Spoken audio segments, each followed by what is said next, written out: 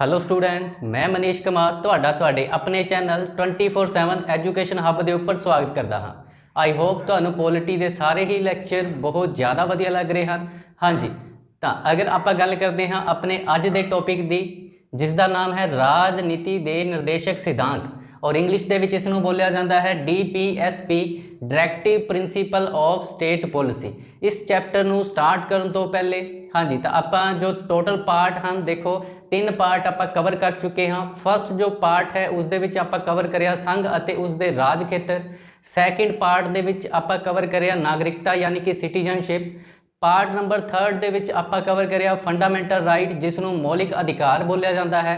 तो गल करते हैं अज जो आप डिस्कस करांगे राजनीति के निर्देशक सिद्धांत। तो फर्स्ट क्वेश्चन की आएगा कि जो राजनीति के निर्देशक सिद्धांत हैं संविधान के किस पार्ट दे विच दिते गए हैं। हाँ जी, पार्ट यानी कि भाग। तो अपना जो राइट आंसर होएगा पार्ट नंबर 4। हाँ जी, तो ये चीज़ सारिਆਂ ਨੂੰ पता चल चुकी होएगी कि राजनीति के निर्देशक सिद्धांत संविधान के 22 पार्टां दे विचों किहड़े पार्ट दे विच दिते गए हैं, पार्ट नंबर 4 दे विच, और किहड़े आर्टिकल दे विच राजनीति के निर्देशक सिद्धांतां दा वर्णन किया गया है। तो देखो फंडामेंटल राइट यानी कि मौलिक अधिकारां दे जो आर्टिकल 12 आर्टिकल तो लैके 35 आर्टिकल तक आप डिस्कस कर चुके हैं। हाँ जी, तो राजनीति के निर्देशक जो सिद्धांत हैं आर्टिकल यानी कि अनुच्छेद नंबर 36 तो लैके 51। हाँ जी, this is very important question आएगा। अनुच्छेद नंबर 36 to 51 किस दे बारे जिक्र करते हैं। तो अपना जो आंसर होएगा राजनीति के निर्देशक सिद्धांत। हाँ जी, तो देखो लैक्चर ਨੂੰ स्टार्ट करने तो पहला ਤੁਹਾਨੂੰ पता होना चाहिए है कि जो DPSP है directive principal of state policy या राजनीति के निर्देशक सिद्धांत ਨੂੰ अपने संविधान ਦੇ ਵਿੱਚ क्यों रखा गया। हाँ जी, तो देखो जी आप इसके उद्देश्य के बारे जान लेंगे हाँ। अगर आप गल करते हैं निर्देशक सिद्धांतों के उद्देश्य, तो जो आने वाली नवीं सरकार या अदालत हैं तो उन्हों का मार्गदर्शन का काम करते हैं। हाँ जी, तो इस तो बाद देखते हैं जी जो देश है, देश की जो राज प्रबंध व्यवस्था है वो पूरी की पूरी किस दे उपर निर्भर करती है, राज दे नीति निर्देशक सिद्धांतों के उपर।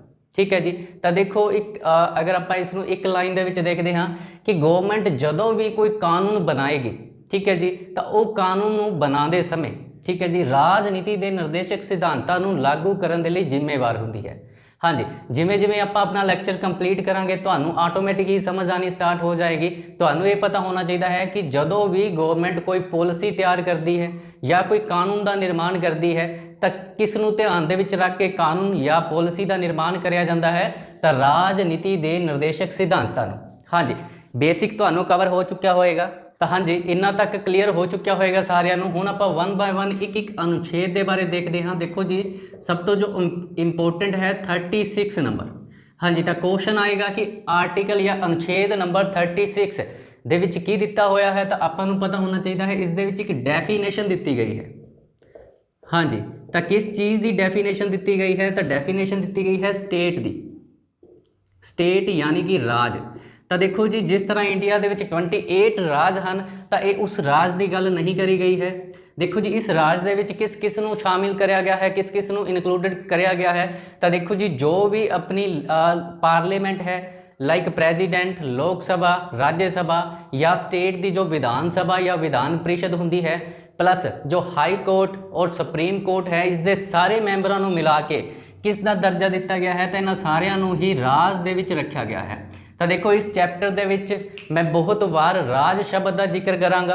ठीक है जी, तो ये जो राज शब्द का मैं जिक्र करांगा तो पता होना चाहिए है इस राज दे विच जो अपनी केंद्र सरकार है या जो राज सरकार होंदियां हैं, इस तो इलावा जो न्यायिक अदालतां होंदियां हैं, सुप्रीम कोर्ट, हाई कोर्ट, तो इन्हां सारिਆਂ ਨੂੰ कंबाइन रूप दे विच पॉलिटी दे विच की बोलिया जाता है, राज यानी कि स्टेट। हाँ जी, तो अगर क्वेश्चन आएगा कि जो आर्टिकल नंबर 36 है इस दे विच किस दे बारे दस्या गया है, तो जो राज है इसकी परिभाषा दी गई है। ठीक है जी, इस तो बाद देखो जी गल करते हैं नेक्स्ट अनुच्छेद, अनुच्छेद number 38। This is again very important.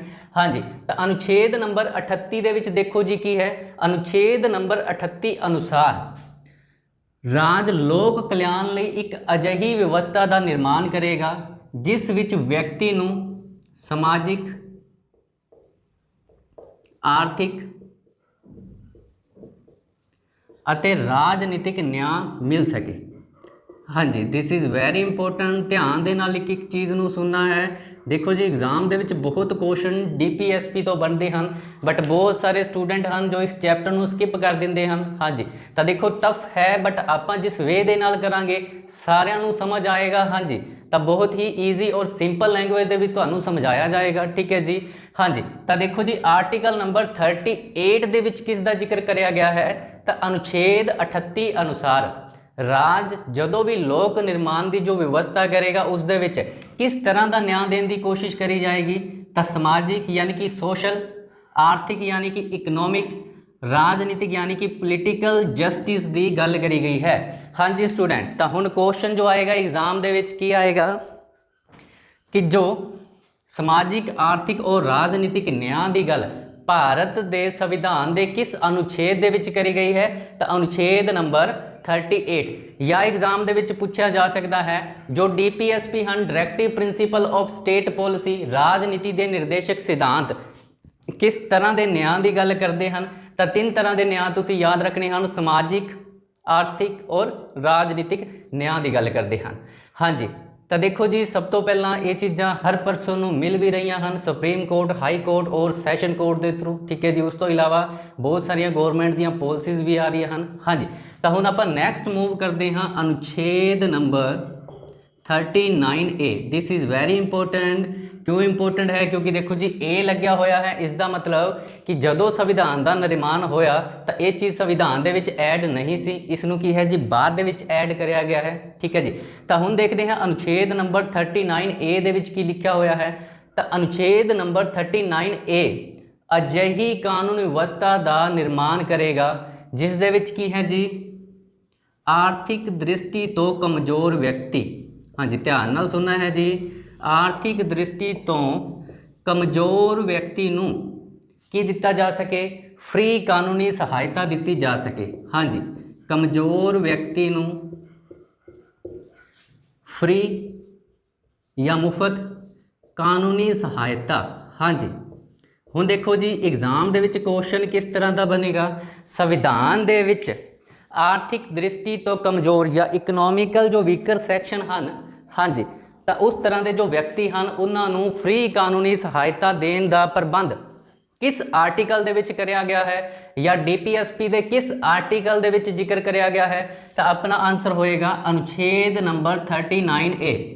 I hope ਤੁਹਾਨੂੰ ਸਮਝ ਆ ਰਿਹਾ ਹੋਏਗਾ। ਬਿਲਕੁਲ ਬੇਸਿਕ ਲੈਵਲ ਤੋਂ ਹਾਈ ਲੈਵਲ ਦੇ ਨਾਲ ਆਪਾਂ ਡੀਲ ਕਰਾਂਗੇ, ਘਬਰਾਣਾ ਨਹੀਂ ਹੈ। ਬਹੁਤ ਹੀ ਪਿਆਰਾ ਟੌਪਿਕ ਹੈ ਪੋਲਿਟੀ। ਠੀਕ ਹੈ ਜੀ, ਇੱਕ ਵੀ ਡਾਊਟ ਨਹੀਂ ਰਹੇਗਾ ਤੁਹਾਡਾ ਅਗਰ ਤੁਸੀਂ ਸਾਡੇ ਰੈਗੂਲਰ ਸਟੂਡੈਂਟ ਹੋ ਤਾਂ। ਹਾਂਜੀ, ਇਸ ਤੋਂ ਬਾਅਦ ਦੇਖੋ ਜੀ ਅਨੁਛੇਦ number 39D। Again this is very important.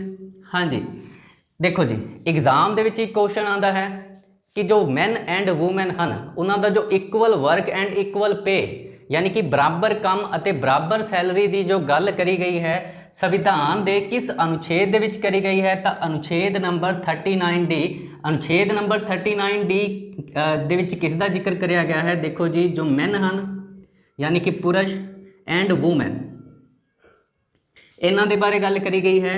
ਹਾਂਜੀ, ਕਿ ਜੋ ਇਕੁਅਲ ਵਰਕ ਹੋਏ ਇਹਨਾਂ ਦਾ ਔਰ ਕੀ ਹੋਏ? Equal pay. ਹਾਂਜੀ, ਤਾਂ ਦੇਖੋ ਜੀ, ਐਦਾਂ ਨਹੀਂ ਹੈ ਕਿ ਜੋ ਮੈਨ ਹਨ ਔਰ ਵੂਮੈਨ ਹਨ ਦੋਨੋਂ ਹੀ ਇਕੁਅਲ ਵਰਕ ਕਰਨ ਔਰ ਦੋਨਾਂ ਦੀ ਸੈਲਰੀ ਅਲੱਗ-ਅਲੱਗ ਹੋਏ। ਤਾਂ ਐਗਜ਼ਾਮ ਦੇ ਵਿੱਚ ਦੇਖੋ ਜੀ ਬਹੁਤ ਵਾਰ ਕੁਐਸਚਨ ਆਇਆ ਹੈ ਔਰ ਕਾਫੀ ਟਾਈਮ ਇਹ ਨਿਊਜ਼ ਦੇ ਵਿੱਚ ਵੀ ਰਹਿੰਦਾ ਹੈ ਕਿ ਸੰਵਿਧਾਨ ਦੇ ਵਿੱਚ ਮੈਨ ਐਂਡ ਵੂਮੈਨ ਦੇ ਇਕੁਅਲ ਕੰਮ ਯਾਨੀ ਕਿ ਬਰਾਬਰ ਕੰਮ ਅਤੇ ਬਰਾਬਰ ਮਜ਼ਦੂਰੀ, ਇਕੁਅਲ ਪੇ ਦੀ ਗੱਲ ਸੰਵਿਧਾਨ ਦੇ ਕਿਸ ਅਨੁਛੇਦ ਦੇ ਵਿੱਚ ਕਰੀ ਗਈ ਹੈ? ਤਾਂ ਆਪਣਾ ਆਨਸਰ ਹੋਏਗਾ ਅਨੁਛੇਦ ਨੰਬਰ 39D ਦੇ ਵਿੱਚ। ਹਾਂਜੀ, ਇੱਥੋਂ ਤੱਕ ਸਮਝ ਆ ਚੁੱਕਾ ਹੋਏਗਾ।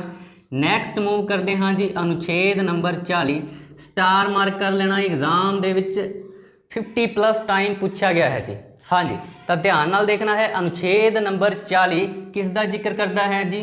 ਤਾਂ ਇਸ ਦੇ ਵਿੱਚ ਕੀ ਲਿਖਿਆ ਹੋਇਆ ਹੈ? ਅਨੁਛੇਦ ਨੰਬਰ 40 ਅਨੁਸਾਰ ਰਾਜ ਪਿੰਡਾਂ ਵਿੱਚ ਪੰਚਾਇਤ ਦਾ ਗਠਨ ਕਰੇਗਾ। ਹਾਂਜੀ, ਕਿਸ ਦਾ ਗਠਨ ਕਰੇਗਾ? ਪਿੰਡਾਂ ਵਿੱਚ ਪੰਚਾਇਤਾਂ ਦਾ ਗਠਨ। ਦਿਸ ਇਜ਼ ਵੈਰੀ ਇੰਪੋਰਟੈਂਟ। ਹਾਂਜੀ, ਤਾਂ ਜੋ ਮੇਰੇ ਪੁਰਾਣੇ ਸਟੂਡੈਂਟ ਹੈ ਉਹਨਾਂ ਨੂੰ ਪਤਾ ਹੋਏਗਾ ਪੰਚਾਇਤਾਂ ਦੇ ਰਿਲੇਟਡ। ਤਾਂ ਦੇਖੋ ਕੁਝ ਬੇਸਿਕ ਕੁਐਸਚਨ ਆਪਾਂ ਕਵਰ ਕਰਨ ਦੀ ਕੋਸ਼ਿਸ਼ ਕਰਾਂਗੇ। ਸਭ ਤੋਂ ਪਹਿਲਾਂ ਤੁਸੀਂ ਯਾਦ ਕਰਨਾ ਹੈ संविधान दे किस अनुच्छेद दे विच पंचायतां दे गठन की गल करी गई है, तो तुहानू पता होना चाहिए है आर्टिकल नंबर 40। इन्ना समझ आ गया। इस तो बाद देखो जी, कई बार एग्जाम दे विच क्वेश्चन आता है कि जो भारत है, भारत दे विच सब तो पहली पंचायत का गठन कदों करया गया, तो 2 अक्टूबर हाँ जी 1959 दे विच। किस राज दे विच करया गया? हाँ जी, तो राज तो की याद करांगे, राजस्थान। और राजस्थान का जिला भी पूछा जाता है जिस तो सब तो पहली बार पंचायतों का गठन कराया गया, तो उसका जिले का नाम है जी नागौर। उस तो बाद देखो जी एग्जाम दे विच एक क्वेश्चन और आएगा कि जो पंचायत है, देखो जी भारत के जो टोटल जो अनुसूचियां हैं जिसनों आपां शेड्यूल बोलते हैं, और दूसरी चीज़ है जी पार्ट जिसनों आपां भाग बोलते हैं। हाँ जी, तो अगर क्वेश्चन आए कि जो पंचायती राज है या पंचायत है किस शेड्यूल दे विच इसका जिक्र कराया गया है, तो शेड्यूल नंबर 11 यानी कि 11। और अगर आप पार्ट की गल करते हैं तो पार्ट नंबर 9 दे विच जिक्र कराया गया है। और article, this is very important, DPSP दे किस आर्टिकल दे विच पंचायती राज का जिक्र कराया गया है, तो आर्टिकल नंबर 40। इन्ना तक समझ आ गया।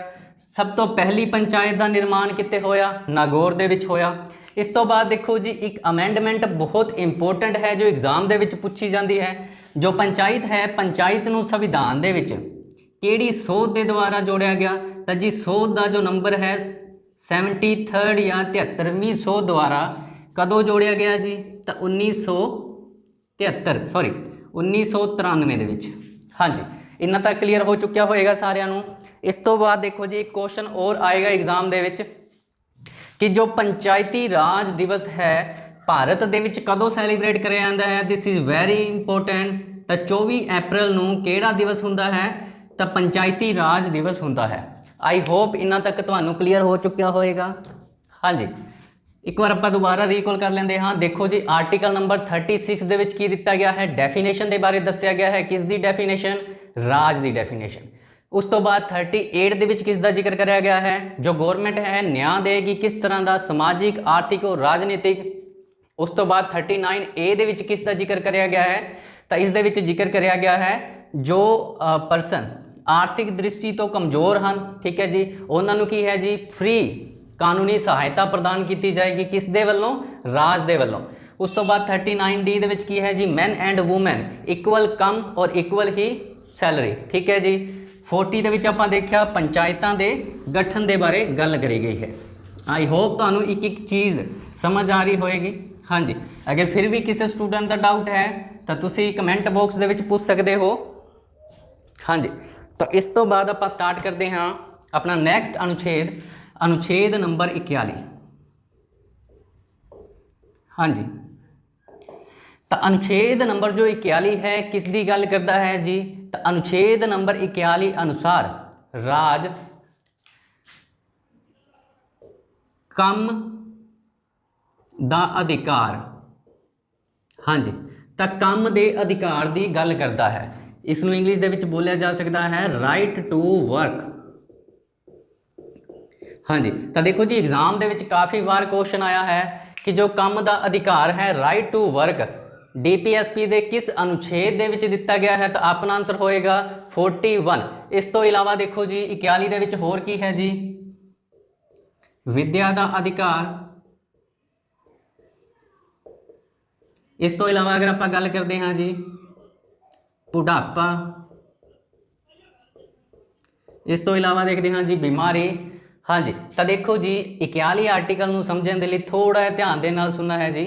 अनुच्छेद नंबर 41 अनुसार राज इस तरह की व्यवस्था का निर्माण करेगा या गठन करेगा जिस दे विच की है जी हर परसन नूं काम का अधिकार, उस तो इलावा विद्या का अधिकार, बुढ़ापा अते बीमारी दे विच की कराया जा सके जी सर्वजनक सहायता का प्रबंध किया जा सके। This is very important. हाँ जी, तो देखो जी क्वेश्चन किस किस तरह का बन सकता है। अगर क्वेश्चन आए काम दे अधिकार, हाँ जी, राइट टू वर्क या विद्या के अधिकार की गल DPSP दे किस अनुच्छेद दे विच करी गई है, तो अनुच्छेद नंबर 41। इस तो बाद है जी बुढ़ापा अते बीमारी ਦੇ ਹਾਲਾਤਾਂ ਦੇ ਵਿੱਚ ਸਰਕਾਰ ਦਾ ਕੀ ਫਰਜ਼ ਬਣੇਗਾ? ਸਰਵਜਨਕ ਸਹਾਇਤਾ ਦਾ ਪ੍ਰਬੰਧ ਕਰਨਾ। ਹਾਂਜੀ, ਤਾਂ ਦੇਖੋ ਜੀ ਗਵਰਨਮੈਂਟ ਕੀ ਕਰਦੀ ਹੈ ਬੁਢਾਪੇ ਦੇ ਲਈ, ਤੁਸੀਂ ਦੇਖਿਆ ਹੋਏਗਾ ਬੁਢਾਪਾ ਪੈਨਸ਼ਨ, ਉਸ ਤੋਂ ਇਲਾਵਾ ਬਿਮਾਰੀ ਦੇ ਲਈ ਜਿਸ ਤਰ੍ਹਾਂ ਭਗਤ ਪੂਰਨ ਸਿੰਘ ਕਾਰਡ, ਭਾਈ ਕਨਈਆ ਕਾਰਡ, ਜਾਂ ਫਿਰ ਸੈਂਟਰ ਗਵਰਨਮੈਂਟ ਦੀਆਂ ਵੀ ਕਾफ़ੀ ਸਾਰੀਆਂ ਸਕੀਮਾਂ ਹਨ। ਇਸ ਤੋਂ ਇਲਾਵਾ ਅਗਰ ਪੁੱਛਿਆ ਜਾਏ ਬੇਰੁਜ਼ਗਾਰੀ ਦੇ ਬਾਰੇ DPSP ਦੇ ਕਿਸ ਅਨੁਛੇਦ ਦੇ ਵਿੱਚ ਗੱਲ ਕਰੀ ਗਈ ਹੈ? ਬੇਰੁਜ਼ਗਾਰੀ ਭੱਤੇ ਦੇ ਬਾਰੇ ਸੁਣਿਆ ਹੋਏਗਾ। ਹਾਂਜੀ, ਤਾਂ ਬੇਰੁਜ਼ਗਾਰੀ ਭੱਤਾ ਵੀ ਕਿਸ ਆਰਟੀਕਲ ਦੇ ਵਿੱਚ ਹੈ ਜੀ? ਤਾਂ ਆਰਟੀਕਲ ਨੰਬਰ 41 ਦੇ ਵਿੱਚ। ਦਿਸ ਇਜ਼ ਵੈਰੀ ਵੈਰੀ ਇੰਪੋਰਟੈਂਟ। ਹਾਂਜੀ, ਛੋਟੇ ਛੋਟੇ ਸਟੈਪ ਹਨ ਬਟ ਬਹੁਤ ਸਾਰੇ MCQ ਕੁਐਸਚਨ ਬਣ ਸਕਦੇ ਹਨ।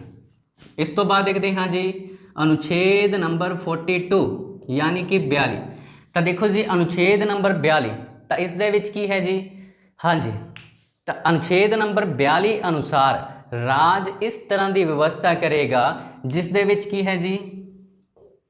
ਕੰਮ ਦੇ ਉਚਿਤ ਮੌਕੇ, ਹਾਂਜੀ ਕੰਮ ਦੇ ਉਚਿਤ ਮੌਕੇ ਜਾਂ ਫਿਰ ਹਾਲਾਤਾਂ, ਇਸ ਤੋਂ ਇਲਾਵਾ ਜੋ ਗਰਭਵਤੀ ਮਹਿਲਾ ਹੁੰਦੀ ਹੈ, ਹਾਂਜੀ ਗਰਭਵਤੀ ਇਸਤਰੀ ਦੇ ਜਨੇਪੇ ਟਾਈਮ ਸਹਾਇਤਾ ਦੀ ਗੱਲ ਕਰੀ ਗਈ ਹੈ। ਹੁਣ ਦੇਖੋ ਐਗਜ਼ਾਮ ਦੇ ਵਿੱਚ ਕੁਐਸਚਨ ਕਿਸ ਤਰ੍ਹਾਂ ਬਣਦੇ ਹਨ। ਸੰਵਿਧਾਨ ਦੇ ਵਿੱਚ ਜੋ DPSP ਰਾਜ ਦੇ ਨੀਤੀ ਨਿਰਦੇਸ਼ਕ ਸਿਧਾਂਤ ਦਿੱਤੇ ਗਏ ਹਨ, ਹਾਂਜੀ ਇਹਨਾਂ ਦੇ ਕਿਸ ਅਨੁਛੇਦ ਦੇ ਵਿੱਚ ਕੰਮ ਦੇ ਉਚਿਤ ਹਾਲਾਤਾਂ, ਧਿਆਨ ਨਾਲ ਇੱਕ ਚੀਜ਼ ਸੁਣੀ ਹੈ, ਉਚਿਤ ਹਾਲਾਤਾਂ ਗਰਭਵਤੀ ਇਸਤਰੀ ਦੇ ਜਨੇਪੇ ਸਮੇਂ ਸਹਾਇਤਾ ਦੇ ਪ੍ਰਬੰਧ ਦੀ ਗੱਲ ਕਹੀ ਗਈ ਹੈ। ਤਾਂ ਆਪਣਾ ਆਨਸਰ ਹੋਏਗਾ ਅਨੁਛੇਦ ਨੰਬਰ 40। ਇਸ ਤੋਂ ਬਾਅਦ ਦੇਖੋ ਜੀ ਨੈਕਸਟ ਹੈ ਜੀ ਅਨੁਛੇਦ ਨੰਬਰ 43। ਹਾਂਜੀ, ਤਾਂ ਅਨੁਛੇਦ ਨੰਬਰ ਅਗਰ ਆਪਾਂ 43 ਦੀ ਗੱਲ ਕਰਦੇ ਹਾਂ ਤਾਂ ਕਿਸ ਦੇ ਬਾਰੇ ਜ਼ਿਕਰ ਕਰਦਾ ਹੈ? ਤਾਂ ਦੇਖੋ ਜੀ ਅਨੁਛੇਦ ਨੰਬਰ 43 ਦੇ ਵਿੱਚ ਹੈ ਜੀ ਜੋ ਛੋਟੇ ਬੱਚੇ ਹੁੰਦੇ ਹਨ, ਛੋਟੇ ਬੱਚਿਆਂ ਦੀ ਦੇਖਭਾਲ, ਹਾਂਜੀ ਧਿਆਨ ਨਾਲ ਸੁਣਨਾ ਹੈ, ਦੇਖਭਾਲ ਅਤੇ ਮੁੱਢਲੀ ਸਿੱਖਿਆ ਦਾ ਪ੍ਰਬੰਧ ਕੀਤਾ ਜਾਵੇ। ਹੁਣ ਦੇਖੋ ਜੀ ਛੋਟੇ ਬੱਚੇ ਕਿੰਨੇ ਕੁ ਛੋਟੇ ਬੱਚੇ? ਤਾਂ ਦੇਖੋ ਜੀ 6 ਈਅਰ ਤੋਂ ਛੋਟੇ ਬੱਚੇ, ਯਾਨੀ ਕਿ ਜੋ 6 ਸਾਲਾਂ ਤੋਂ ਛੋਟੇ ਬੱਚੇ ਹਨ ਉਹਨਾਂ ਦਾ ਕੀ ਕਰਿਆ ਜਾਏ ਜੀ? ਉਹਨਾਂ ਦੀ ਦੇਖਭਾਲ ਦਾ ਪ੍ਰਬੰਧ ਕਰਿਆ ਜਾਏ ਅਤੇ ਉਹਨਾਂ ਦੀ ਜੋ ਮੁੱਢਲੀ ਸਿੱਖਿਆ ਹੈ ਇਸ ਦਾ ਪ੍ਰਬੰਧ ਕਰਿਆ ਜਾਏ। ਤਾਂ ਹੁਣ ਦੇਖੋ ਜੀ ਕੁਐਸਚਨ ਕਿਸ ਤਰ੍ਹਾਂ ਦਾ ਆਏਗਾ? ਅਨੁਛੇਦ ਨੰਬਰ 43 ਜਾਂ ਕੁਐਸਚਨ ਬਣ ਸਕਦਾ ਹੈ ਕਿ ਜੋ ਛੋਟੇ ਬੱਚੇ ਹੁੰਦੇ ਹਨ 6 ਸਾਲ ਤੋਂ ਘੱਟ ਉਮਰ ਦੀ ਏਜ ਦੇ, ਉਹਨਾਂ ਦੀ ਦੇਖਭਾਲ ਅਤੇ ਉਹਨਾਂ ਦੀ ਮੁੱਢਲੀ ਜੋ ਸਿੱਖਿਆ ਹੈ ਉਸ ਦਾ ਪ੍ਰਬੰਧ ਰਾਜ ਦੁਆਰਾ DPSP ਦੇ ਕਿਸ ਅਨੁਛੇਦ ਦੇ ਦੁਆਰਾ ਕਰਿਆ ਜਾਏਗਾ? ਤਾਂ ਅਨੁਛੇਦ ਨੰਬਰ 43। ਹੁਣ ਇੱਥੇ ਇੱਕ ਪੁਆਇੰਟ ਹੋਰ ਤੁਹਾਡੇ ਲਈ ਇੰਪੋਰਟੈਂਟ ਹੋ ਜਾਂਦਾ ਹੈ। ਦੇਖੋ ਜੀ ਛੋਟੇ ਬੱਚਿਆਂ ਦੀ ਦੇਖਭਾਲ ਅਤੇ ਉਹਨਾਂ ਦੀ ਮੁੱਢਲੀ ਜੋ ਵਿੱਦਿਆ ਹੈ ਇਹਨਾਂ ਦੇ ਪ੍ਰਬੰਧ ਦੇ ਲਈ ਹਰ ਵਿਲੇਜ ਦੇ ਵਿੱਚ ਕੀ ਹੁੰਦੇ ਹਨ ਜੀ? ਆਂਗਣਵਾੜੀ ਸੈਂਟਰ ਖੁੱਲ੍ਹੇ ਹੁੰਦੇ ਹਨ। ਹਾਂਜੀ, ਆਂਗਣਵਾੜੀ ਸੈਂਟਰ ਦੇ ਬਾਰੇ ਦੇਖਿਆ ਹੋਏਗਾ। ਤਾਂ ਐਗਜ਼ਾਮ ਦੇ ਵਿੱਚ ਕੁਐਸਚਨ ਕਈ ਵਾਰ ਆਇਆ ਹੈ ਕਿ ਜੋ ਆਂਗਣਵਾੜੀ ਸੈਂਟਰ ਹਨ ਇਹਨਾਂ ਦੀ ਜੋ ਸਥਾਪਨਾ ਹੈ ਕਦੋਂ ਕਰੀ ਗਈ? ਤਾਂ ਇਹਨਾਂ ਦਾ ਗਠਨ ਕਰਿਆ ਗਿਆ 1975 ਦੇ ਵਿੱਚ ਕਰਿਆ ਗਿਆ। ਹਾਂਜੀ, ਇੱਕ ਕੁਐਸਚਨ ਹੋਰ ਸਟੂਡੈਂਟਸ ਤੁਸੀਂ ਯਾਦ ਰੱਖਣਾ ਹੈ, ਹਾਂਜੀ ਤਾਂ ਮਿਡ ਡੇ ਮੀਲ ਬਾਰੇ ਸੁਣਿਆ ਹੋਏਗਾ। ਤਾਂ ਮਿਡ ਡੇ ਮੀਲ ਬਾਰੇ ਵੀ ਕਈ ਵਾਰ ਐਗਜ਼ਾਮ ਦੇ ਵਿੱਚ ਕੁਐਸਚਨ ਆਉਂਦਾ ਹੈ ਕਿ ਭਾਰਤ ਦੇ ਵਿੱਚ ਮਿਡ ਡੇ ਮੀਲ ਦੀ ਸਥਾਪਨਾ ਕਦੋਂ ਕਰੀ ਗਈ? ਹਾਂਜੀ, ਤਾਂ 1995 ਦੇ ਵਿੱਚ। ਔਰ ਅਗਰ ਐਗਜ਼ਾਮੀਨਰ ਔਰ ਡੈਪਥ ਦੇ ਵਿੱਚ ਕੁਐਸਚਨ ਪਾਏਗਾ ਤਾਂ ਆਪਣਾ ਆਨਸਰ ਕੀ ਹੋਏਗਾ ਜੀ? ਤਾਮਿਲਨਾਡੂ। ਹਾਂਜੀ, ਤਾਂ ਧਿਆਨ ਨਾਲ ਸੁਣਨਾ ਹੈ, ਮਿਡ ਡੇ ਮੀਲ ਦੀ ਸਥਾਪਨਾ 1995 ਦੇ ਵਿੱਚ ਕਰੀ ਗਈ। ਸਭ ਤੋਂ ਪਹਿਲਾਂ ਕਿਹੜੀ ਸਟੇਟ ਨੇ ਮਿਡ ਡੇ ਮੀਲ ਲਾਂਚ ਕਰਿਆ ਜਾਂ ਇਸ ਦਾ ਗਠਨ ਕਰਿਆ? ਤਾਂ ਤਾਮਿਲਨਾਡੂ। ਔਰ ਆਂਗਣਵਾੜੀ ਸੈਂਟਰ 1975 ਦੇ ਵਿੱਚ ਭਾਰਤ ਦੇ ਵਿੱਚ ਸ਼ੁਰੂ ਕਰੇ ਗਏ। ਔਰ 6 ਸਾਲ ਤੋਂ ਛੋਟੇ ਬੱਚਿਆਂ ਦੀ ਦੇਖਭਾਲ ਅਤੇ ਮੁੱਢਲੀ ਸਿੱਖਿਆ ਦਾ ਪ੍ਰਬੰਧ ਰਾਜ ਦੁਆਰਾ ਕਿਸ ਆਰਟੀਕਲ ਦੇ ਥਰੂ ਕਰਿਆ ਜਾਏਗਾ? ਤਾਂ ਆਰਟੀਕਲ ਨੰਬਰ 43 ਦੇ ਦੁਆਰਾ ਕਰਿਆ ਜਾਏਗਾ। ਆਈ ਹੋਪ ਇਹਨਾਂ ਤੱਕ ਤੁਹਾਨੂੰ ਸਮਝ ਆ ਚੁੱਕਿਆ ਹੋਏਗਾ। ਹਾਂਜੀ, ਦੇਖੋ ਜੀ ਇੱਥੇ ਆਰਟੀਕਲ ਚੇਂਜ ਕਰ ਲੈਣਾ ਹੈ, 43 ਨਹੀਂ ਹੈ 45 ਹੈ। ਹਾਂਜੀ, ਤਾਂ ਛੋਟੇ ਬੱਚੇ ਯਾਨੀ ਕਿੱਦਾਂ ਯਾਦ ਕਰਾਂਗੇ? 6 - 1 ਕਰਾਂਗੇ। ਹਾਂਜੀ, ਤਾਂ ਦੇਖੋ 5। ਹਾਂਜੀ, ਤਾਂ 45 ਨੰਬਰ ਆਰਟੀਕਲ ਦੇ ਵਿੱਚ ਕੀ ਹੈ ਜੀ? ਛੋਟੇ ਬੱਚਿਆਂ ਦੇ ਬਾਰੇ ਦੱਸਿਆ ਗਿਆ ਹੈ। ਇਸ ਤੋਂ ਬਾਅਦ ਦੇਖੋ ਜੀ ਅਨੁਛੇਦ ਨੰਬਰ 47, ਇਸ ਦੇ ਵਿੱਚ ਕੀ ਕਰਿਆ ਗਿਆ ਹੈ? ਤਾਂ ਦੇਖੋ ਜੀ ਜੋ ਅਨੁਛੇਦ ਨੰਬਰ 47 ਹੈ ਇਸ ਦੇ ਦੁਆਰਾ ਜਾਂ ਇਸ ਦੇ ਅਧੀਨ जो राज ਹਨ ਰਾਜ ਕੀ ਕਰਨਗੇ ਜੀ ਲੋਕਾਂ ਦੀ ਜੋ ਖੁਰਾਕ ਹੈ ਜਾਂ ਫਿਰ ਉਹਨਾਂ ਦਾ ਜੋ ਜੀਵਨ ਪੱਧਰ ਹੈ ਹਾਂਜੀ ਖੁਰਾਕ ਜਾਂ ਫਿਰ ਜੀਵਨ ਪੱਧਰ ਨੂੰ ਉੱਚਾ ਚੁੱਕਣ ਦਾ ਪ੍ਰਬੰਧ ਕਰੇਗੀ। ਹੁਣ ਐਗਜ਼ਾਮ ਦੇ ਵਿੱਚ ਅਗਰ ਕੁਐਸਚਨ ਆਏ कि DPSP ਦੇ ਕਿਸ ਅਨੁਛੇਦ ਦੇ ਵਿੱਚ ਲੋਕਾਂ ਦੀ ਖੁਰਾਕ ਅਤੇ ਜੀਵਨ ਪੱਧਰ ਨੂੰ ਉੱਚਾ ਚੁੱਕਣ ਦਾ ਪ੍ਰਬੰਧ ਕਰਨ ਦੇ ਬਾਰੇ ਦੱਸਿਆ ਗਿਆ ਹੈ ਤਾਂ ਅਨੁਛੇਦ ਨੰਬਰ 47। ਹਾਂਜੀ ਤਾਂ ਦੇਖੋ ਜੀ ਜੋ ਖੁਰਾਕ ਹੈ ਖੁਰਾਕ ਦੇ ਰਿਲੇਟਡ ਕੀ ਹੈ ਜੋ ਗਵਰਨਮੈਂਟ ਹੈ ਗਵਰਨਮੈਂਟ ਨੇ ਕਈ ਤਰ੍ਹਾਂ ਦੀਆਂ ਪਾਲਿਸੀਆਂ ਲਾਂਚ ਕਰੀਆਂ ਹਨ। ਫੋਰ ਐਗਜ਼ਾਮਪਲ ਤੁਸੀਂ BPL ਕਾਰਡ ਸੁਣੇ ਹੋਣਗੇ BPL ਇਸ ਦਾ ਮਤਲਬ ਕੀ ਹੁੰਦਾ ਹੈ ਜੀ ਬਿਲੋ ਪੋਵਰਟੀ ਲਾਈਨ यानी कि ਗਰੀਬੀ ਰੇਖਾ ਤੋਂ ਜੋ ਲੋਕ ਥੱਲੇ ਹਨ ਉਹਨਾਂ ਨੂੰ ਕੀ ਕਰਿਆ ਗਿਆ ਹੈ BPL ਕਾਰਡ ਬਣਾਏ ਗਏ ਹਨ ਜਿਨ੍ਹਾਂ ਨੂੰ ਕੀ ਹੈ ਬਹੁਤ ਸਾਰਾ ਰਾਸ਼ਨ ਮਿਲਦਾ ਹੈ। ਠੀਕ ਹੈ ਜੀ ਹਾਂਜੀ ਤਾਂ ਉਹ ਜੋ ਪਾਲਿਸੀ ਤਿਆਰ ਕਰੀ ਗਈ ਹੈ DPSP ਦੇ ਜੋ ਅਨੁਛੇਦ ਨੰਬਰ 47 ਹੈ ਇਸ ਨੂੰ ਦੇਖ ਕੇ ਕਰੀ ਗਈ ਹੈ। ਹਾਂਜੀ ਆਈ ਹੋਪ ਇਹਨਾਂ ਤੱਕ ਤੁਹਾਨੂੰ ਸਮਝ ਆਇਆ ਹੋਵੇਗਾ। ਇਸ ਤੋਂ ਬਾਅਦ ਦੇਖੋ ਜੀ ਨੈਕਸਟ ਅਗਰ ਆਪਾਂ ਗੱਲ ਕਰਦੇ ਹਾਂ ਤਾਂ ਜੋ ਅਨੁਛੇਦ ਨੰਬਰ 48 ਹੈ ਹਾਂਜੀ ਅਨੁਛੇਦ ਨੰਬਰ 48 ਕਿਸ ਦੇ ਬਾਰੇ ਜ਼ਿਕਰ ਕਰਦਾ ਹੈ ਜੀ ਤਾਂ ਅਨੁਛੇਦ ਨੰਬਰ 48 ਦੇ ਵਿੱਚ ਦੋ ਚੀਜ਼ਾਂ ਹਨ ਹਾਂਜੀ ध्यान नाल सुनना है। सब तो पहले है जी खेतीबाड़ी और सेकंड है जी पशुपालन। हाँ जी तो देखो जी हुण एग्जाम दे विच क्वेश्चन की आएगा ਭਾਰਤੀ सब देखो जी सब तो पहले ਤੁਹਾਨੂੰ ਥੋੜਾ ਲੱਗ ਰਿਹਾ ਹੋਵੇਗਾ ਕਿ ਟੌਪਿਕ ਦੇ ਵਿੱਚ ਕੁਝ ਨਹੀਂ ਹੈ ਬਟ ਦੇਖੋ ਜੀ ਇੱਕ ਇੱਕ ਪੁਆਇੰਟ ਮੈਂ ਤੁਹਾਨੂੰ ਕਰਵਾ ਰਿਹਾ ਹਾਂ। ਬੁੱਕਸ ਦੇ ਵਿੱਚ ਜਾਓਗੇ ਤਾਂ ਦੇਖੋ ਬਹੁਤ ਜ਼ਿਆਦਾ ਬੋਰ ਹੋ ਜਾਓਗੇ। ਤੁਹਾਨੂੰ ਬਹੁਤ ਹੀ ਵਧੀਆ ਔਰ ਸਿੰਪਲ ਤਰੀਕੇ ਦੇ ਨਾਲ ਯਾਦ ਕਰਵਾਉਣ ਦੀ ਕੋਸ਼ਿਸ਼ ਕਰਵਾਈ ਜਾ ਰਹੀ ਹੈ ਤਾਂ ਤੁਹਾਡੇ ਲਈ ਸਿਰਫ ਔਰ ਸਿਰਫ ਮੈਂ ਕੀਵਰਡ ਹੀ ਪਿਕ ਕਰ ਰਿਹਾ ਹਾਂ। ਲਾਈਨਾਂ ਦੀ ਆਪਾਂ ਨੂੰ ਜ਼ਰੂਰਤ ਨਹੀਂ ਹੈ। ਹਾਂਜੀ ਤਾਂ ਐਗਜ਼ਾਮ ਦੇ ਵਿੱਚ ਦੇਖੋ ਜੀ ਕੁਐਸਚਨ ਕਿਸ ਤਰ੍ਹਾਂ ਦਾ ਬਣੇਗਾ ਕਿ ਸੰਵਿਧਾਨ ਦੇ ਕਿਸ ਆਰਟੀਕਲ ਦੇ ਵਿੱਚ ਖੇਤੀਬਾੜੀ ਅਤੇ ਪਸ਼ੂ ਪਾਲਨ ਦੇ ਸੁਧਾਰ ਦਾ ਪ੍ਰਬੰਧ ਕਰਨ ਦੀ ਗੱਲ ਕਰੀ ਗਈ ਹੈ ਤਾਂ ਆਪਣਾ ਰਾਈਟ ਆਨਸਰ ਹੋਏਗਾ ਅਨੁਛੇਦ ਨੰਬਰ 48 ਦੇ ਵਿੱਚ। ਹਾਂਜੀ ਤਾਂ ਦੇਖੋ ਜੀ ਖੇਤੀਬਾੜੀ ਔਰ ਪਸ਼ੂ ਪਾਲਨ यानी कि agriculture and animal husbandry the development ਦਾ ਜੋ ਪ੍ਰਬੰਧ ਹੈ ਉਹ ਕਰਿਆ ਜਾਏਗਾ ਅੰਡਰ ਆਰਟੀਕਲ 48। ਹਾਂਜੀ ਤਾਂ ਦੇਖੋ ਜੀ ਸਰਕਾਰ ਨੇ ਕੁਝ ਪਾਲਿਸੀਆਂ ਤਿਆਰ ਕਰੀਆਂ ਖੇਤੀਬਾੜੀ ਦੇ ਰਿਲੇਟਡ ਤੁਸੀਂ ਸੁਣਿਆ ਹੋਵੇਗਾ ਗ੍ਰੀਨ ਜਾਂ ਸੌਰੀ ਪੰਜਾਬੀ ਦੇ ਵਿੱਚ ਇਸ ਨੂੰ ਕੀ ਬੋਲਿਆ ਜਾਂਦਾ ਹੈ ਹਰੀ क्रांति या फिर इंग्लिश ਦੇ ਵਿੱਚ ਇਸ ਨੂੰ ਬੋਲਦੇ ਹਨ ग्रीन रेवोल्यूशन। और पशु पालन ਦੇ ਵਿੱਚ ਕੀ ਹੈ ਜੀ ਮਿਲਕ ਦੇ ਰਿਲੇਟਡ ਇੱਕ ਕ੍ਰਾਂਤੀ ਆਈ ਜਿਸ ਨੂੰ ਬੋਲਿਆ ਗਿਆ ਸ਼ਵੇਤ ਕ੍ਰਾਂਤੀ ਜਾਂ ਫਿਰ ਵਾਈਟ ਰੈਵੋਲੂਸ਼ਨ। ਹਾਂਜੀ ਹੁਣ ਇਹਨਾਂ ਤੋਂ ਕੁਐਸਚਨ ਕਿਸ ਤਰ੍ਹਾਂ ਦੇ ਆਉਂਦੇ ਹਨ ਭਾਰਤ ਦੇ ਵਿੱਚ ਹਰੀ ਕ੍ਰਾਂਤੀ ਦਾ ਜਨਕ ਕਿਸ ਨੂੰ ਬੋਲਿਆ ਜਾਂਦਾ ਹੈ ਤਾਂ ਉਸ ਦਾ ਨਾਮ ਹੈ ਜੀ S Swaminathan. This is very important person exam ਦੇ ਵਿੱਚ ਕੁਐਸਚਨ ਪੁੱਛਿਆ ਜਾਂਦਾ ਹੈ ਭਾਰਤ ਦੇ ਵਿੱਚ ਹਰੀ ਕ੍ਰਾਂਤੀ ਦਾ ਜਨਕ ਕਿਸ ਨੂੰ ਬੋਲਿਆ ਜਾਂਦਾ ਹੈ ਤਾਂ S ਸਵਾਮੀਨਾਥਨ ਨੂੰ ਬੋਲਿਆ ਜਾਂਦਾ ਹੈ ਤਾਂ ਉਸ ਦਾ ਨਾਮ ਹੈ ਜੀ ਵਰਗਿਸ ਕੁਰੀਅਨ। ਹੁਣ ਦੇਖੋ ਜੀ ਕੁਐਸਚਨ ਕਿਸ ਤਰ੍ਹਾਂ ਆਏਗਾ ਹਰੀ ਕ੍ਰਾਂਤੀ ਗ੍ਰੀਨ ਰੈਵੋਲੂਸ਼ਨ ਕਿਸ ਦੇ ਨਾਲ ਸੰਬੰਧ ਰੱਖਦੀ ਹੈ ਖੇਤੀਬਾੜੀ ਜਾਂ ਐਗਰੀਕਲਚਰ ਇਸ ਦਾ ਪਿਤਾ ਕਿਸ ਨੂੰ ਬੋਲਿਆ ਜਾਂਦਾ ਹੈ S ਸਵਾਮੀਨਾਥਨ। ਹਾਂਜੀ ਵਾਈਟ ਰੈਵੋਲੂਸ਼ਨ ਜਾਂ सफ़ेद क्रांति किस दे नाल रिलेटेड है पशु पालन या मिल्क दे नाल रिलेटेड है और इसका फादर किस नूं बोलिया जाता है तो वर्गीस कुरियन नूं बोलिया जाता है। हाँ जी इस तो बाद देखते हैं जी अनुच्छेद नंबर 49। हाँ जी तो जो अनुच्छेद नंबर 49 है इस दे विच किस दा जिक्र कराया गया है तो अनुच्छेद नंबर 49 अनुसार हाँ जी राज की करेगा जो इतिहासिक इमारतां हैं हाँ जी तो जो इतिहासिक इमारतां इन्हां नूं की करेगा खराब होने तो बचाएगा खराब होने या तबाह होने तो बचाने का प्रबंध करेगा। हाँ जी तो देखो जी एग्जाम के क्वेश्चन आता है जो हिस्टोरिकल जो बिल्डिंग हैं इतिहासिक इमारतां हैं इन्हां नूं खराब होने तो बचाने लई या इन्हां नूं तबाह या डिस्ट्रॉय होने तो बचाने लई भारत के संविधान का किहड़ा आर्टिकल हाँ जी जो गवर्नमेंट है उसनों इसका प्रबंध करने के लिए बोलता है तो आर्टिकल नंबर 49।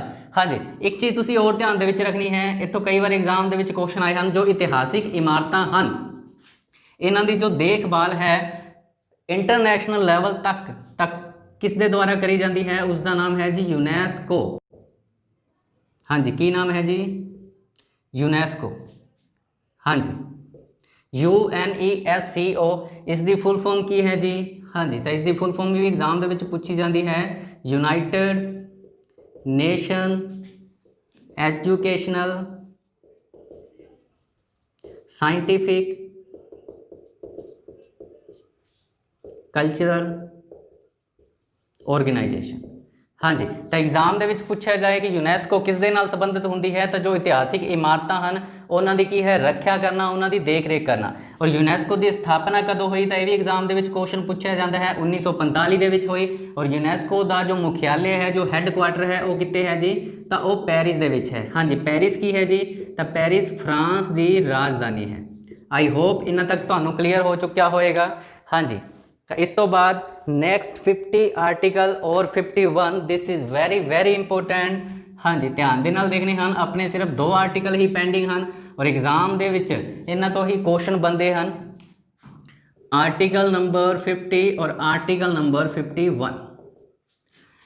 देखो जी, कई बार क्वेश्चन आता है संविधान ਦੇ ਵਿੱਚ ਕਿਹੜਾ अनुच्छेद कार्यपालिका ਅਤੇ ਨਿਆਂਪਾਲਿਕਾ ਨੂੰ ਅਲੱਗ ਕਰਦਾ ਹੈ। हाँ जी, ध्यान ਦੇ ਨਾਲ देखना है, एग्जाम ਦੇ ਵਿੱਚ क्वेश्चन ਕੀ ਆਏਗਾ, संविधान ਦੇ ਕਿਹੜੇ अनुच्छेद ਦੇ ਵਿੱਚ कार्यपालिका ਅਤੇ ਨਿਆਂਪਾਲਿਕਾ ਨੂੰ ਅਲੱਗ-ਅਲੱਗ ਕਰਿਆ ਜਾਂਦਾ ਹੈ, ਜਾਂ ਫਿਰ ਕੀ ਹੈ ਦੋਨੋਂ ਕੀ ਹਨ ਅਲੱਗ-ਅਲੱਗ ਹਨ। हाँ जी, तो आर्टिकल नंबर 50। हाँ जी, आर्टिकल नंबर 50 की कहता है कि जो कार्यपालिका है या न्यायपालिका है एक ही हैं जी, दोनों ही अलग अलग हैं। ठीक है जी, उस तो बाद है जी आर्टिकल नंबर 51। हाँ जी, 51 ਦੇ ਵਿੱਚ ਕੀ ਕਰਿਆ ਗਿਆ है, 51 ਦੇ ਵਿੱਚ है जी अंतरराष्ट्रीय शांति ਅਤੇ सुरक्षा। हाँ जी, तो जो आर्टिकल नंबर 51 है एक ही करेगा, आर्टिकल नंबर 51 अनुसार राज अंतरराष्ट्रीय शांति ਅਤੇ सुरक्षा इंटरनेशनल पीस एंड सिक्योरिटी ਨੂੰ बढ़ावा देने ਦੇ प्रयास करेगा या फिर प्रयत्न करेगा। एग्जाम ਦੇ ਵਿੱਚ क्वेश्चन कई बार पूछा गया है कि संविधान ਦੇ किस अनुच्छेद ਦੇ ਵਿੱਚ अंतरराष्ट्रीय शांति ਅਤੇ अंतरराष्ट्रीय सुरक्षा ਦੇ बारे जिक्र करा गया है, तो अपना आंसर होएगा आर्टिकल नंबर 51। आई होप ਤੁਹਾਨੂੰ ਸਾਰੇ ਹੀ आर्टिकल याद हो चुके होंगे। देखो जी, तुसी पूरियां लाइनां दे जो बुक्स हैं उसके पेजां नूं नहीं पढ़ना है, उस दे विच जो डाटा है, जो कीवर्ड की फॉर्म दे विच डाटा है, तुसी सिर्फ वही याद करना है। सारा दिन रट्टा लाने की बजाय की है उसके कीवर्ड फाउंड करो और कीवर्ड नूं याद करने की कोशिश करो। तो पूरियां लाइनां याद नहीं करनियां हैं। देखो आप जस्ट फोकस किस दे उपर करांगे, जो अपने कीवर्ड होंगे। तो इस दे नाल की है, देखो जी अपने माइंड दे विच जो डाटा है वो भी की है जी एक लिमिट का ही जाएगा। ठीक है जी, और याद करना भी की हो जाएगा, ईजी हो जाएगा। अदरवाइज की है जी बहुत सारी कन्फ्यूजन हो सकती है लाइनों को लैके। हाँ जी, तो ये सी अपना DPSP directive principal of state policy या फिर राजनीति के निर्देशक सिद्धांत। इस तो बाद एक छोटा जहा टॉपिक और है, हाँ जी, जिसनों आप इस वीडियो के ही कवर करांगे। तो उस टॉपिक का नाम है, हाँ जी, मौलिक अधिकार। आप कर चुके हाँ, अज आप कवर करन जा रहे हाँ मौलिक कर्तव्य। हाँ जी, जिसनों फंडामेंटल ड्यूटी बोलिया जाता है। हुण ध्यान दे नाल देखना है, जितों क्वेश्चन पूछा जाएगा सब तो पहली चीज़ किस पार्ट दे विच आएगा, तो पार्ट नंबर 4 ए। हाँ जी, ध्यान दे नाल देखना है। और जो आर्टिकल नंबर हैं, आर्टिकल नंबर है जी 51A। हाँ जी, समझ आ चुकी होएगी। ए लग गया है, इसका मतलब है जी कि मौलिक कर्तव्य जिस टाइम अपना संविधान बनया उस टाइम मौलिक जो कर्तव्य हैं, मौलिक कर्तव्यों को संविधान दे विच नहीं जोड़िया गया, इसनों की कराया गया, अमेंड कराया गया, यानी कि बाद दे विच देश के संविधान दे विच जोड़िया गया। हुण देखो जी एग्जाम दे विच क्वेश्चन की आएगा, सब तो पहली चीज़ कि जिस टाइम संविधान का निर्माण कराया गया तो उस मौलिक संविधान दे विच मौलिक कर्तव्य का वर्णन नहीं कराया गया सी। हाँ जी, तो तुहानूं इत्थे ये चीज़ समझ आ चुकी होएगी कि जो मौलिक कर्तव्य हैं, जो मौलिक संविधान सी, जिस टाइम संविधान नूं लागू कराया गया उस टाइम संविधान दे विच ऐड नहीं करे गए। इन्हां नूं की कराया गया, बाद दे विच सोध के दौरान इन्हां नूं ऐड कराया गया। इत्थों तक क्लीयर हो चुका होएगा। हाँ जी, तो देखो जी मौलिक कर्तव्यों की अगर आप हिस्टरी नूं देखते हाँ, तो जिस टाइम संविधान का निर्माण होया, जो संविधान निर्माता सन, संविधान सभा के जो मैंबर सन, ਉਹ ਵੈਸਟਰਨ ਜੋ ਕੰਟਰੀਆਂ ਸਨ, ਜੋ ਪੱਛਮੀ ਦੇਸ਼ ਸਨ, ਉਹਨਾਂ ਦੇ ਪ੍ਰਭਾਵ ਦੇ ਅੰਦਰ ਸਨ। ਤਾਂ ਉਹਨਾਂ ਦਾ ਮੰਨਣਾ ਸੀ ਕਿ ਸੰਵਿਧਾਨ ਦੇ ਵਿੱਚ ਮੌਲਿਕ ਅਧਿਕਾਰਾਂ ਦਾ ਹੋਣਾ ਜ਼ਰੂਰੀ ਹੈ। ਮੌਲਿਕ ਅਧਿਕਾਰ ਔਰ ਕਰਤੱਵ ਇੱਕ ਹੀ ਸਿੱਕੇ ਦੇ ਦੋ ਪਹਿਲੂ ਹਨ। ਤਾਂ ਅਗਰ ਲੋਕਾਂ ਨੂੰ ਅਧਿਕਾਰ ਮਿਲ ਜਾਂਦੇ ਹਨ ਤਾਂ ਉਹਨਾਂ ਦੀ ਜੋ ਡਿਊਟੀ ਹੈ, ਮੌਲਿਕ ਕਰਤੱਵ, ਤਾਂ ਉਹ ਕੀ ਹੈ, ਆਪਣੇ ਆਪ ਹੀ ਨਿਭਾਉਣਗੇ। ਬਟ ਲੋਕਾਂ ਨੂੰ ਦੇਖੋ ਜੀ, ਜਿੰਨੇ ਮਰਜ਼ੀ ਅਧਿਕਾਰ ਦੇ ਦਿਓ ਤਾਂ ਉਹਨਾਂ ਨੂੰ ਕੀ ਹੈ, ਉਹ ਸਾਰੇ ਹੀ ਘੱਟ ਲੱਗਣਗੇ। ਹਾਂਜੀ, ਤਾਂ ਸਾਰੇ ਲੋਕਾਂ ਨੇ ਕੀ ਕਰਿਆ, ਮੌਲਿਕ ਅਧਿਕਾਰਾਂ ਦੀ ਇੰਜੋਇਮੈਂਟ ਪੂਰੀ ਤਰ੍ਹਾਂ ਕਰੀ, ਬਟ ਆਪਣੀ ਡਿਊਟੀ ਜੋ ਮੌਲਿਕ ਕਰਤੱਵ ਹਨ ਇਹਨਾਂ ਤੋਂ ਕੀ ਹੈ, ਹਰ ਵਾਰ ਮੂੰਹ ਫੇਰਿਆ। ਇਸ ਲਈ ਸਰਕਾਰ ਨੂੰ ਲੱਗਿਆ, ਹਾਂਜੀ, ਤਾਂ ਕਦੋਂ ਲੱਗਿਆ, ਦਿਸ ਇਜ਼ ਵੈਰੀ ਇੰਪੋਰਟੈਂਟ, 1976 ਦੇ ਵਿੱਚ ਕੀ ਕਰਿਆ ਗਿਆ, ਸੰਵਿਧਾਨ ਦੇ ਵਿੱਚ ਇੱਕ ਸੋਧ ਕਰੀ ਗਈ। ਕਿਹੜੀ ਸੋਧ ਕਰੀ ਗਈ, ਦਿਸ ਇਜ਼ ਵੈਰੀ ਇੰਪੋਰਟੈਂਟ, ਸੋਧ ਨੰਬਰ ਹੈ 42। ਹਾਂਜੀ, ਤਾਂ 42ਵੀਂ ਸੋਧ ਕਰੀ ਗਈ, ਜਿਸ ਦੇ ਵਿੱਚ ਕੀ ਕਰਿਆ, 10 ਮੌਲਿਕ ਕਰਤੱਵਾਂ ਨੂੰ ਜੋੜ ਦਿੱਤਾ ਗਿਆ। ਇੱਕ ਚੀਜ਼ ਹੋਰ, ਇਸ ਸੋਧ ਦੌਰਾਨ ਜੋ 10 ਮੌਲਿਕ ਅਧਿਕਾਰ ਜੋੜੇ ਗਏ ਤਾਂ ਐਗਜ਼ਾਮ ਦੇ ਵਿੱਚ ਇੱਕ ਕਮੇਟੀ ਦੇ ਬਾਰੇ ਕਾਫੀ ਪੁੱਛਿਆ ਜਾਂਦਾ ਹੈ। ਤਾਂ ਉਸ ਕਮੇਟੀ ਦਾ ਨਾਮ ਵੀ ਤੁਹਾਨੂੰ ਪਤਾ ਹੋਣਾ ਚਾਹੀਦਾ ਹੈ। ਹਾਂਜੀ, ਤਾਂ ਉਸ ਕਮੇਟੀ ਦਾ ਨਾਮ ਹੈ Swaran Singh committee. This is very very important committee, exam ਦੇ ਵਿੱਚ ਪੁੱਛਿਆ ਜਾਏਗਾ। Swaran Singh committee is related to ਵਿਚ ਅਮੈਂਡਮੈਂਟ ਜਾਂ ਫਿਰ ਵਿਚ ਪਾਰਟ। ਤਾਂ ਆਪਣਾ ਆਨਸਰ ਕੀ ਹੋਏਗਾ ਜੀ, ਪਾਰਟ ਨੰਬਰ 4 ਏ ਔਰ ਮੌਲਿਕ ਕਰਤੱਵਾਂ ਦੇ ਨਾਲ। ਹਾਂਜੀ, ਹੁਣ ਇੱਕ ਚੀਜ਼ ਤੁਸੀਂ ਹੋਰ ਇੱਥੇ ਯਾਦ ਰੱਖਣੀ ਹੈ, ਆਪਣੇ ਸੰਵਿਧਾਨ ਦੇ ਵਿੱਚ ਟੋਟਲ ਜੋ ਮੌਲਿਕ ਕਰਤੱਵ ਹਨ ਕਿੰਨੇ ਹਨ ਜੀ, ਤਾਂ ਟੋਟਲ ਹਨ 11, ਯਾਨੀ ਕਿ ਇੱਕ ਕਰਤੱਵ ਹੋਰ ਜੋੜਿਆ ਗਿਆ। ਹੁਣ ਕੁਐਸਚਨ ਆਏਗਾ ਜੀ ਕਿ ਇਸ ਨੂੰ ਕਦੋਂ ਜੋੜਿਆ ਗਿਆ, ਤਾਂ 2002 ਦੇ ਵਿੱਚ। ਕਿਹੜੀ ਸੋਧ ਦੇ ਦੁਆਰਾ, ਤਾਂ ਆਪਣਾ ਆਨਸਰ ਹੋਏਗਾ 86 ਜਾਂ 86ਵੀਂ ਸੰਵਿਧਾਨਿਕ ਸੋਧ ਦੁਆਰਾ 11ਵਾਂ ਕਰਤੱਵ ਜੋੜਿਆ ਗਿਆ। ਹਾਂਜੀ, ਤਾਂ ਸਾਰੇ ਕਰਤੱਵ ਯਾਦ ਰੱਖਣ ਦੀ ਲੋੜ ਨਹੀਂ ਹੈ, ਜਸਟ ਤੁਸੀਂ ਇੱਕ ਨੂੰ ਹੀ ਯਾਦ ਕਰਨਾ ਹੈ, ਜੋ 86ਵੀਂ ਸੰਵਿਧਾਨ ਸੋਧ ਦੇ ਦੁਆਰਾ 2002 ਦੇ ਵਿੱਚ ਜੋੜਿਆ ਗਿਆ। ਇਸ ਦੇ ਵਿੱਚ ਕੀ ਹੈ ਜੀ, ਤਾਂ 6 ਸਾਲ ਤੋਂ ਲੈ ਕੇ 14 ਸਾਲ ਤੱਕ ਦੇ ਬੱਚਿਆਂ ਲਈ ਫ੍ਰੀ ਅਤੇ ਕੰਪਲਸਰੀ ਐਜੂਕੇਸ਼ਨ ਦਾ ਪ੍ਰਬੰਧ ਕਰਨਾ। ਹਾਂਜੀ, ਤਾਂ ਦੇਖੋ ਜੀ, ਇਹ ਚੀਜ਼ ਆਪਾਂ ਜੋ ਆਪਣੇ ਮੌਲਿਕ ਅਧਿਕਾਰ ਹਨ ਉਸ ਦਾ ਆਰਟੀਕਲ ਨੰਬਰ 21A ਦੇ ਵਿੱਚ ਵੀ ਡਿਸਕਸ ਕਰ ਚੁੱਕੇ ਹਾਂ, ਰਾਈਟ ਟੂ ਐਜੂਕੇਸ਼ਨ ਜਾਂ ਫਿਰ ਵਿਦਿਆ ਦਾ ਅਧਿਕਾਰ ਜਾਂ ਸਿੱਖਿਆ ਦਾ ਅਧਿਕਾਰ। ਹਾਂਜੀ, ਆਈ ਹੋਪ ਇਹ ਚੀਜ਼ ਤੁਹਾਨੂੰ ਕਲੀਅਰ ਹੋ ਚੁੱਕੀ ਹੋਏਗੀ। ਅੱਜ ਦੀ ਵੀਡੀਓ ਦੇ ਵਿੱਚ ਆਪਾਂ ਦੋ ਚੀਜ਼ਾਂ ਕਵਰ ਕਰ ਚੁੱਕੇ ਹਾਂ, ਪਾਰਟ ਨੰਬਰ 4 ਔਰ ਪਾਰਟ ਨੰਬਰ 4A। ਹਾਂਜੀ, ਤਾਂ 4 ਦੇ ਵਿੱਚ ਆਪਾਂ ਕੀ ਕਰਿਆ, ਜੋ ਰਾਜਨੀਤੀ ਦੇ ਨਿਰਦੇਸ਼ਕ ਸਿਧਾਂਤ ਔਰ 4A ਜਿਸ ਨੂੰ ਕੀ ਹੈ ਸੰਵਿਧਾਨ ਦੇ ਨਿਰਮਾਣ ਤੋਂ ਬਾਅਦ ਐਡ ਕਰਿਆ ਗਿਆ। ਟੋਟਲ ਆਪਾਂ ਈਅਰ ਵੀ ਦੇਖੇ ਔਰ ਅਮੈਂਡਮੈਂਟਾਂ ਵੀ ਦੇਖੀਆਂ। ਤਾਂ ਦੇਖੋ ਜੀ, ਤੁਹਾਨੂੰ ਇਸ ਚੈਨਲ ਤੇ ਜੋ ਪੋਲਿਟੀ ਦਾ ਜੋ ਡਾਟਾ ਹੈ ਬਿਲਕੁਲ ਐਗਜ਼ੈਕਟ ਔਰ ਸਟੇਟ ਫੋਰਵਰਡ ਕਰਵਾਇਆ ਜਾਏਗਾ, ਘੁਮਾ ਫਿਰਾ ਕੇ ਗੱਲ ਨਹੀਂ ਕਰੀ ਜਾਏਗੀ। ਦੇਖੋ ਜੀ, ਜਿੰਨਾ data exam point of view ਤੋਂ ਤੁਹਾਡੇ ਲਈ ਬੈਸਟ ਹੈ ਤੁਹਾਨੂੰ ਉਹੀ ਡਾਟਾ ਸਿਰਫ ਕਰਵਾਇਆ ਜਾਏਗਾ, ਕਿਉਂਕਿ ਦੇਖੋ ਜੀ, ਜਿੰਨਾ ਜ਼ਿਆਦਾ ਮਟੀਰੀਅਲ ਹੋਏਗਾ ਸਟੂਡੈਂਟ ਓਨਾ ਹੀ ਜ਼ਿਆਦਾ ਕਨਫਿਊਜ਼ ਹੋਏਗਾ। ਸੋ ਤੁਹਾਡੇ ਐਗਜ਼ਾਮ ਨੂੰ ਜਿਸ ਦੀ ਜ਼ਰੂਰਤ ਹੈ ਉਹੀ ਤੁਹਾਨੂੰ ਸਾਡੇ ਲੈਕਚਰ ਤੋਂ ਮਿਲੇਗਾ। ਇੱਕ ਚੀਜ਼ ਔਰ, ਸਾਡਾ ਜੋ ਲੈਕਚਰ ਹੈ 24/7 ਐਜੂਕੇਸ਼ਨ ਹੱਬ, ਇਸ ਦੇ ਉੱਪਰ ਤੁਹਾਨੂੰ ਐਗਜ਼ਾਮ ਦੇ ਸਾਰੇ ਸਬਜੈਕਟ ਜਿੰਨੇ ਵੀ ਕੰਪਲਸਰੀ ਹਨ ਉਹਨਾਂ ਦੇ ਬੈਸਟ ਟੀਚਰ ਪ੍ਰੋਵਾਈਡ ਕਰਵਾਏ ਜਾਣਗੇ। ਤਾਂ ਸਾਡੇ ਚੈਨਲ ਦੀ ਜੋ ਪਲੇਲਿਸਟ ਹੈ ਉਸ ਦੇ ਉੱਪਰ ਵਿਜ਼ਿਟ ਕਰੋ ਔਰ ਜੋ ਵੀ ਤੁਹਾਡਾ ਸਬਜੈਕਟ ਵੀਕ ਹੈ ਉਸ ਸਬਜੈਕਟ ਦੇ ਤੁਸੀਂ ਉੱਥੋਂ ਲੈਕਚਰ ਸੁਣ ਸਕਦੇ ਹੋ। ਆਈ ਹੋਪ ਕਿ ਜੋ ਅੱਜ ਦਾ ਲੈਕਚਰ ਹੈ ਤੁਹਾਨੂੰ ਬਹੁਤ ਪਸੰਦ ਆਇਆ ਹੋਵੇਗਾ। ਅਗਰ ਤੁਹਾਨੂੰ ਵੀਡੀਓ ਪਸੰਦ ਆਈ ਹੈ ਤਾਂ ਇਸ ਨੂੰ ਲਾਈਕ ਕਰੋ, ਸ਼ੇਅਰ ਕਰੋ ਔਰ ਕਮੈਂਟ ਕਰੋ ਔਰ ਸਾਡੇ ਚੈਨਲ ਨੂੰ ਸਬਸਕ੍ਰਾਈਬ ਕਰਨਾ ਨਾ ਭੁੱਲਿਓ। ਹਾਂਜੀ, ਔਰ ਇਸ ਨੂੰ ਜ਼ਿਆਦਾ ਤੋਂ ਜ਼ਿਆਦਾ ਆਪਣੇ ਦੋਸਤਾਂ ਤੱਕ ਸ਼ੇਅਰ ਕਰਨਾ ਹੈ। ਹਾਂਜੀ ਦੋਸਤੋ, ਲਾਸਟ ਦੇ ਵਿੱਚ ਤੁਹਾਡੇ ਲਈ ਇੱਕ ਇੰਪੋਰਟੈਂਟ ਨਿਊਜ਼ ਹੈ। ਮੈਨੂੰ ਬਹੁਤ ਸਾਰੇ ਸਟੂਡੈਂਟਸ ਦੀ ਕਾਲ ਆਈ ਕਿ ਸਰ ਜੋ ਗਵਰਨਮੈਂਟ ਵੈਕੈਂਸੀ ਆਂਦੀ ਹੈ ਉਹਨਾਂ ਦੇ ਫਾਰਮ ਕਿਸ ਤਰ੍ਹਾਂ ਫਿਲ ਕਰੇ ਜਾਣ ਜਾਂ ਫਿਰ ਜੋ ਅਪਕਮਿੰਗ ਗਵਰਨਮੈਂਟ ਪੋਸਟ ਹੈ ਉਹਨਾਂ ਦੇ ਬਾਰੇ ਜਾਣਕਾਰੀ ਕਿੱਥੋਂ ਮਿਲੇਗੀ।